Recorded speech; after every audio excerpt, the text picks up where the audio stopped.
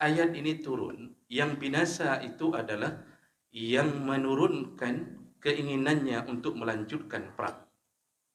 Yang binasa itu adalah yang tidak ada lagi keinginan untuk berjihad.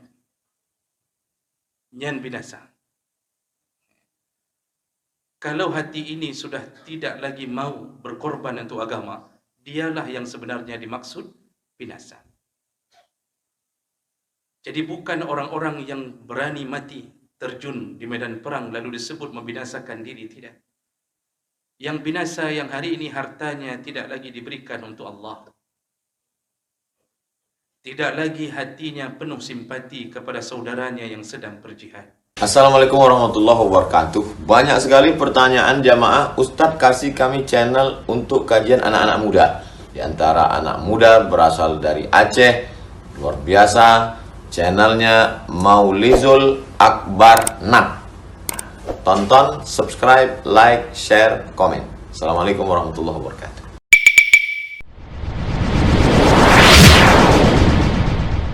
Asyhadu an la ilaha illallah wahdahu la syarika lah.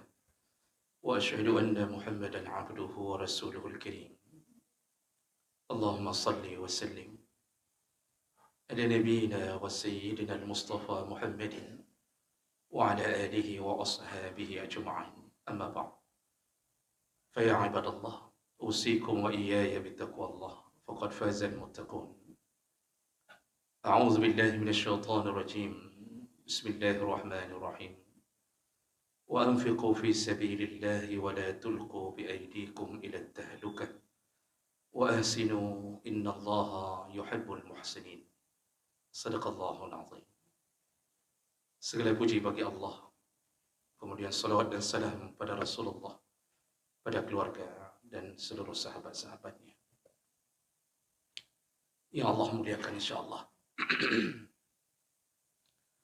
Sidang jemaah Jumat yang telah berhadir karena Allah, dan mudah-mudahan setiap tapak kaki kita melangkah dari rumah, dan setiap duduknya kita, bahkan diamnya kita, bahkan helaan nafas yang keluar, semoga menjadi pahala di sisi Allah Subhanahu wa taala.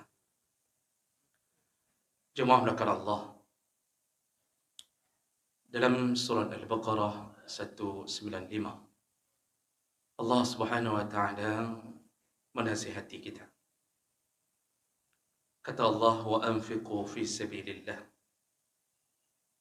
wa la tulqu bi aydikum ila at-tahlukah wa ahsinu innallaha yuhibbul muhsinin. Infakkanlah hartamu di jalan Allah. Janganlah engkau membinasakan dirimu sendiri. Berbuat baiklah, karena sesungguhnya Allah menyukai orang-orang yang berbuat baik. Dan jemaah melakukan Allah Subhanahu wa taala, kalimat-kalimat Allah ini itu sering kadang-kadang disalahfahami oleh banyak orang, terutama pada kalimat wala tulqu bi aydikum ila tahlukah. Janganlah engkau membinasakan dirimu sendiri. Jadi banyak orang yang mengira kalau kita seandainya berdakwah habis-habisan sampai kemudian kita dibunuh mati, dicincang, lalu orang mengatakan, janganlah engkau membinasakan dirimu sendiri. Ada orang yang mengatakan bahwa orang-orang yang melakukan salat dengan waktu yang lama sampai bengkak kakinya, lalu orang-orang mengatakan, hanapa tak baik draw tu, semayang ubina sip mendam. Ada orang yang puasa Senin Kamis tidak meninggalkan ayyamul bid, lalu orang mengatakan, tidak usahlah engkau terlalu banyak menghabiskan keadaanmu, fisikmu sampai engkau kurus, engkau puasa terus-terusan. Begitulah pemahaman orang kadang-kadang dengan kalimah, jangan engkau binasakan dirimu sendiri. Padahal kalau kita buka tafsir, ternyata maknanya jauh di luar jangkauan kita. Dalam satu peperangan, yaitu peperangan yang dipimpin oleh Abdul Rahman bin Khalid bin Walid, anaknya Khalid bin Walid, yaitu penyerangan terhadap Konstantinopel, yaitu berada di Bizantium. di antara pasukan-pasukan Romawi. Mereka menunggu dengan siap, menunggu pasukan muslimin. Ketika berhadap-hadapan, salah seorang dari pasukan muslimin tiba-tiba menerjang maju sendirian karena kerinduannya terhadap syahid. Dia tidak menunggu komando sehingga terlupakanlah dia terhadap perintah itu, lalu dia menerjang sendirian dalam kerumunan pasukan Romawi. Sampai akhirnya ketika dia berlari menuju ke kerumunan pasukan Romawi, sahabat-sahabatnya yang lain mengatakan, celakalah dia. Dia telah membinasakan dirinya sendiri. Jadi orang-orang mencelanya, pekan kajak kenan, be'ti roro, nyan poh dro kedro. Begitu kata orang-orang. Sedangkan di tengah-tengah itu ada seorang sahabat yang sempat hidup bersama Nabi, yaitu Ayyub Al-Ansari. Itu sahabat yang rumahnya ditempati Nabi ketika hijrah ke Madinah pertama sekali.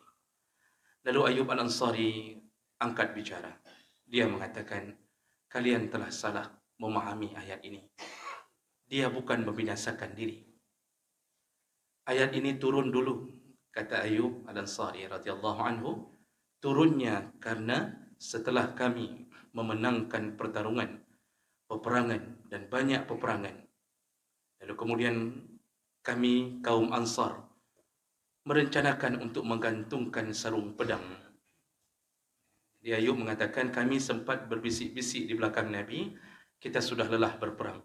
Sang kathib.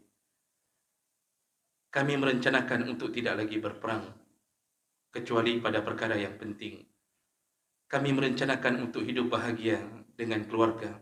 Kami merencanakan untuk bisa berkumpul dengan istri dan anak-anak, kata Ayyub Al-Ansari. Ketika kami berbisik-bisik, ternyata di saat itu, dengan izin Allah, Nabi mengetahuinya dan Allah turunkan ayat, wa anfiqu fi sabilillah wa la tulqu bi aydikum ila tahlukah. Infakkanlah hartamu di jalan Allah dan jangan engkau binasakan dirimu sendiri. Ini sebenarnya ayat ini turun, yang binasa itu adalah yang menurunkan keinginannya untuk melanjutkan perang. Yang binasa itu adalah yang tidak ada lagi keinginan untuk berjihad. Nyan binasa. Kalau hati ini sudah tidak lagi mau berkorban untuk agama, dialah yang sebenarnya dimaksud binasa. Jadi bukan orang-orang yang berani mati terjun di medan perang lalu disebut membinasakan diri, tidak. Yang binasa yang hari ini hartanya tidak lagi diberikan untuk Allah. Tidak lagi hatinya penuh simpati kepada saudaranya yang sedang berjihad. Yang binasa yang hari ini diam diri di dalam rumahnya, yang tidak ada keinginan sedikit pun, bahkan air matanya pun tidak tumpah ketika mendengarkan penderitaan sesama mukmin. Haitim tebik peng membacut pi, baik ke wakaf yang sifatnya jihad ataupun wakaf-wakaf untuk masjid atau apapun, kedengar pengumuman, kedengar menan-menan. Hartanya dia simpan hanya untuk membeli televisi, dia ganti HP-nya, dia ganti motornya, bahkan ban mobil pun menjadi rancangannya. Inilah mereka yang binasa, kata Allah. Kenapa? Engkau tidak punya harapan untuk masuk surga, engkau binasakan hartamu dan jiwamu tanpa perjuangan masuk surga. Dan inilah yang terjadi pada kita hari ini, jemaah melakukan Allah. Hari ini sungguh benar kata Nabi SAW, kita telah berada di detik-detik kita akan menjelang hari-hari penghabisan kita di atas dunia. Sampai Rasulullah mengatakan dengan mu'jizatnya bahawa umatku di akhir zaman, mereka akan berada pada posisi seperti makanan yang dikerubungi oleh orang banyak. Itu umat muslimin hari ini, kata Rasulullah. Lalu kemudian dia menjadi rusak isail. Posisinya seperti buih di tengah-tengah lautan. Jumlahnya banyak, tapi diombang-ambing oleh gelombang.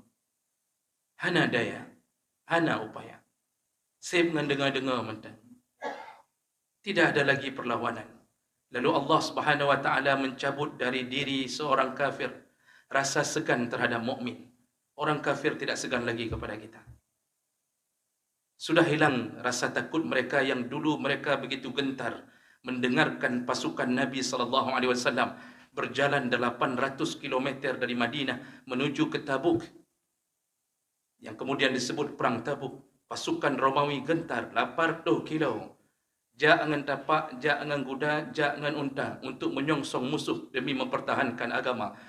Pasukan Romawi sebelum datang kaum muslimin gentar hatinya sampai meninggalkan tempat tersebut. Saking takutnya kepada kaum muslimin.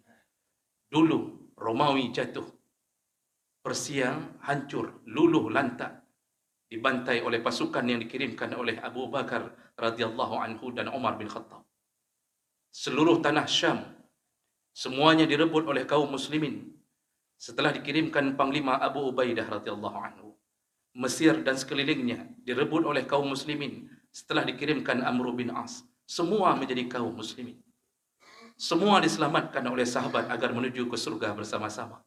Hari ini Masya Allah, orang-orang telah kehilangan ghirah, hilang semangat. Maka jemaah rekan Allah, ketahuilah kita berada di posisi hari ini, posisi terhina, posisi ditertawakan oleh orang-orang kafir. Makanya kita harus faham, Nabi telah mengatakan dalam hadis riwayat Abu Daud dan Ahmad dengan derajat yang sahih. Nabi SAW mengatakan, hadis ini dari Ibnu Umar radhiyallahu anhu. Kata Rasulullah, "Iza tabaya'tum bil 'ainah." Kalau engkau sudah mulai melakukan transaksi jual beli dengan cara 'ainah. Jadi nanti ini akan diurut oleh Nabi, ada 4 perkara yang menyebabkan kita terhina. 4 perkara ini yang menyebabkan kita terhina keluarga, terhina pribadi, terhina negara, terhina Islam, gara-gara 4 perkara ini. Yang pertama kata Nabi, iza tabaya'tum bil 'ainah, yaitu yang pertama ketika engkau mulai melakukan transaksi jual beli dengan cara 'ainah. Ainahnya salah satu model transaksi jual beli dengan model riba. Menjual dengan cara kredit, barangnya belum diserahkan, lalu dibeli kembali oleh si penjual dengan cara cash. Jadi, istilahnya barang tidak berpindah, yang ada cuma uang yang berpindah tangan, tapi jumlahnya berbeda. Untuk ujung-ujung ji, sama seperti meminjamkan uang. Dan ini dalam pandangan jumhur ulama ini riba. Walaupun mazhab Syafi'i kemudian mengatakan jual beli ini sah, tetapi tetap dia menampilkan efek dosa. Nabi mengatakannya, kalau engkau sudah mulai terjun ke dalam transaksi ini salah satu tanda pertama engkau akan dihinakan Allah Subhanahu wa taala. Makanya but orangnya ana peduli dengan dunia riba. Ini adalah pekerjaan-pekerjaan orang-orang yang tidak peduli dengan agamanya. Jemaah menekan Allah Subhanahu wa taala. Lihatlah hari ini orang-orang tidak peduli lagi dengan perbuatan-perbuatan riba. Walaupun kanun alhamdulillah telah menahan dunia perbankan konvensional dari Aceh, tapi riba tidak begitu saja lepas. Berjalanlah ke pasar-pasar. Hampir mandum urang-urang yang melakukan transaksi di pasar-pasar itu kemudian meminjam uang dari rentenir-rentenir yang berjalan di pasar-pasar. Yohanan patih nejak bak pasar impres. Nadanyang bak padum-padum dero. Nyan na pasukan rentenir yang menawarkan uang. Berikan 5 juta, ditagih sampai 6-7 juta. Udi orang Aceh yang pinjamnya. Orang hana peduli dan lembutnya. Itu yang pertama yang Nabi sebutkan. Artinya maksiat kalau sudah merajalela, terutama dalam keadaan melegalkan riba, tunggulah kehinaan ini akan datang. Dan yang kedua kata Rasulullah sallallahu alaihi wasallam, wa akhastum aznabal baqar. Yang membuat engkau terhina yang kedua adalah engkau sibuk memegang ekor-ekor al-baqar, ekor-ekor sapi. Apa maksudnya memegang ekor-ekor sapi? Jemaah belakang Allah. Yang dimaksud di Nabi adalah engkau meninggalkan suruhan agamamu karena disibukkan dengan peternakanmu. Jadi kagabuk ngedemo. Sudah sibuk dengan peliharaan. Yang rabi lemo, rabi kambing, nyantruk bak maghrib golong gua rumah. Maghrib pun belum pulang ke rumah. Masih membawa pulang lembu dan kambingnya ke dalam kandang. Dia tidak pedulikan bunyi azan. Yang pelihara ayam ketika menjelang maghrib memberi makanan ayam. Yang gejak ke masjid anak. Yang sibuk dalam urusan-urusan peternakan. Yang lebih gila lagi yang pungo ke burung. Pagi, siang, malam nyan gaduh perap-perap dengan burung. Jadi selalu bermimpi-mimpi bisa hidup bersama mereka dengan suara-suara indah cicim-cicim yang ada. Nyan buat di ke rumah pakai celana pendek, kemudian hidup bersama burung. Salat tak ada, ibadah tak ada. Itulah kerjanya. Yang dia banggakan apa? Ketika dia memenangkan pertarungan atau pertandingan suara burung terindah. Yang kenyambut. Kalau sudah sampai pada tahap ini, dan itu merajalela, tidak ada lagi yang mengingatkannya. Orang tua diam melihat anaknya begitu. Suami diam melihat istrinya begitu. Istri pun diam tidak menasihati suaminya. Tidak ada suruhan untuk melakukan solat ke masjid. Disitulah mulai Allah menanamkan kehinaan. Lalu yang ketiga kata Rasulullah SAW, "Waraditum biz-zar'i," dan engkau rida dengan zar'un, yaitu pertanianmu. Jadi yang kebun penuh sibuk dengan binatang peliharaan. Yang kedua, raditum biz-zar'i, engkau rida, engkau mulai habiskan waktumu untuk urusan-urusan pertanian. Hanya lain dalam cerita. Jadi jauh belang dari bengah luhu hanawo, semayang dirangkang pihana. Padahal dia tahu rezeki telah ditentukan Allah. Musim-musim panen orang-orang bergelimangan di sawah-sawah. Tidak peduli dengan urusan agama. Sedekah pun tak ada. Orang disibukkan dengan pertaniannya. Disibukkan dengan sawah ladangnya.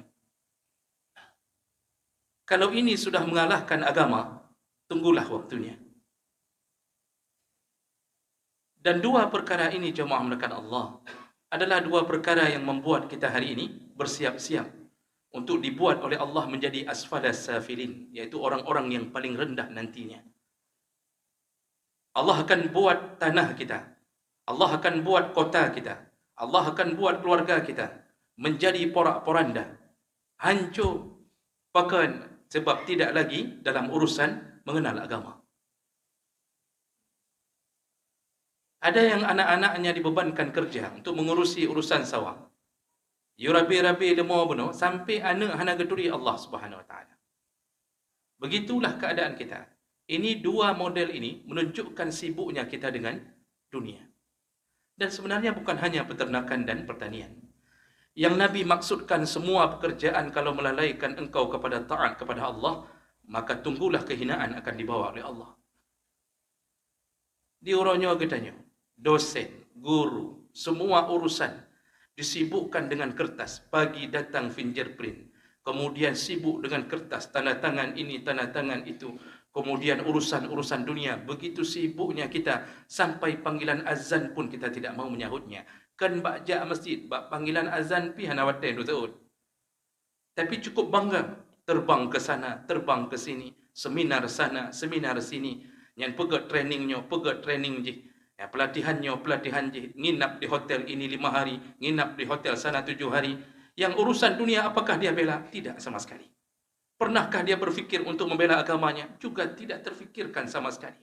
Pernahkah dia wakafkan harta mencari guru agama yang bisa mengajarkan anak-anak di kompleknya agar bisa mengaji Quran? Juga dia tidak ikut andil di dalamnya. Yang kenyang ketanya orangnya.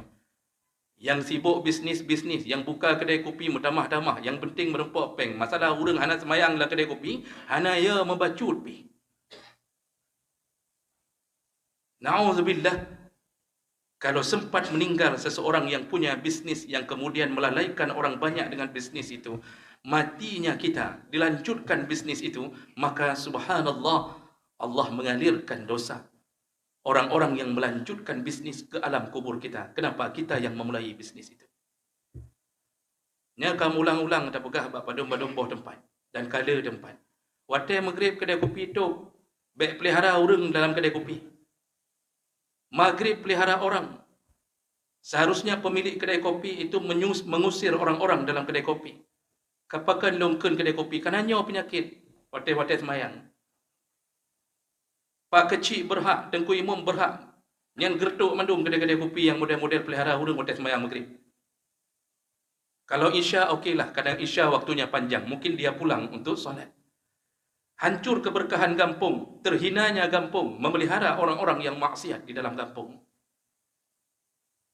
Jemaah melakukan Allah Subhanahu Wa Taala. Ini Nabi sebutkan yang ketiga, yaitu sibuk dengan urusan dunia. Dan yang terakhir kata Rasulullah sallallahu alaihi wasallam, wa taraktumul jihad. Yang keempat, engkau akan terhina hidupmu kalau engkau sudah mulai meninggalkan jihad. Dalam hadis riwayat Muslim, man mata wa lam yaghzu wa lam yuhaddis fi nafsihi fahuwa fi syu'batin nifaq. Barang siapa yang tidak pernah berperang, bahkan tidak pernah keinginan untuk berperang, kata Rasulullah, tidak ada keinginan berjihad, maka dia menjumpai Allah dalam keadaan dianggap munafik oleh Allah Subhanahu Wa Taala. Hari ini orang meninggalkan jihad, diajak berjihad, tidak mungkin. Kita tidak mungkin hari ini menuju ke Palestina untuk berjuang. Banyak perkara yang kita tidak bisa lakukan, bahkan tiket pun tidak akan keluar. Tapi ketika diajak untuk mengumpulkan dana, seharusnya kita segera menolong saudara kita. Kalau tidak bisa tolong dengan keuangan kita, paling kurang tolonglah dengan doa-doa kita. Jemaah melakukan Allah Subhanahu Wa Taala. Tapi kalau sudah tidak ada sedikit pun di dalam hati kita untuk ikut berjihad bersama, walaupun dengan apapun, maka sungguh nanti meninggal dalam keadaan dianggap munafik oleh Allah Subhanahu Wa Taala. Ini hadis riwayat Muslim dengan derajat yang sahih. Heran orang hari ini, kadang-kadang waktu tak pegahnya produk Yahudi, tak boikot sementara, itu pun dianggap remeh, alah menyanpi. Itu kan urusan sedikit. Nanti kalau kita boikot ini, nanti yang tidak ada kerjakan orang kita juga. Jemaah melakukan Allah, belajarlah dari Nabi. Nabi SAW ketika selesai perang Khandaq, dan Nabi ternyata menemukan bahawa yang membantu kaum kafir dalam perang Khandaq adalah orang-orang Yahudi dari Khaybar. Padahal dulu sudah buat perjanjian tidak boleh saling menyerang. Mereka mengkhianatinya. Lalu setelah memenangkan perang Khandaq, Nabi SAW menyuruh para sahabat mengepung Khaybar. Mengepung Khaybar. Kebetulan tanah Khaybar itu adalah tanah yang subur, dipenuhi dengan berbagai buah-buah yang ranum, anggur, kurma, penuh di Khaybar. Nabi kepung, sebulan lamanya dikepung, tidak bergeming Yahudi. Bahkan karena makanan banyak mereka stok. Walaupun dikepung oleh Nabi dan sahabat, tapi Yahudi tidak pernah keluar dari kampungnya, tapi tidak juga kalah. Akhirnya Nabi ketika mengetahui keadaan itu, apa yang Nabi lakukan? Nabi menyuruh Khalid bin Walid dan sahabat potong semua pohon kurma. Disitulah dibabat semua pohon kurma. Setelah makanan tiada, baru Yahudi mengaku kalah. Diusir oleh Nabi dari Khaybar, diambil tanah Khaybar kaum muslimin. Maka jika tanya orangnya, beta fikir hana manfaat boikot. Inilah jihad kita kepada sesama mukmin. Maka jemaah melakukan Allah Subhanahu Wa Taala. Nabi menutup hadis ini dengan kalimat, kalau engkau sudah melakukan 4 perkara ini, maka yang terjadi adalah wa akhazahumullah zullan. Engkau akan diberikan kehinaan oleh Allah, la yanzi'uhu, engkau tidak akan bisa melepaskan kehinaan itu hatta tarji'u ila dinikum, sampai engkau kembali kepada agamamu. Maka kembalilah ke agama. Lupakanlah sebentar kalau saatnya azan, lupakanlah sebentar urusan dunia. Tuk kantu-kantu, jak semayang jemaah. Insya-Allah Allah pelihara ini sampai kita bahagia menuju surga Allah Subhanahu Wa Taala. Mudah-mudahan khutbah yang singkat ini bisa membuat kita merenung sejauh mana kita telah meninggalkan agama kita, disibukkan dengan dunia kita, maka kembalilah kepada agama Allah, maka Allah akan pelihara kita sampai kita memasuki pintu surga Allah Subhanahu Wa Taala. Innal hamdalillah nasta'inuhu wa nastaghfiruh wa na'udzu bihi min shururi anfusina wa min sayyiati a'malina man yahdihillahu fala mudilla lahu wa man yudlil fala hadiya lahu. أشهد أن لا إله إلا الله وحده لا شريك له وأشهد أن محمدا عبده ورسوله الكريم اللهم صل وسلم على نبينا وسيدنا المصطفى محمد وعلى آله وأصحابه أجمعين أما بعد فيا عباد الله أوصيكم وإياي بتقوى الله فقد فاز المتقون أعوذ بالله من الشيطان الرجيم بسم الله الرحمن الرحيم وأنفقوا في سبيل الله ولا تلقوا بأيديكم إلى التهلكة وأحسنوا إن الله يحب المحسنين صدق الله العظيم بارك الله لي ولكم في القرآن العظيم ونفعني وإياكم بما فيه من الآيات والذكر الحكيم وتقبل الله مني ومنكم تلاوته إنه هو السميع العليم.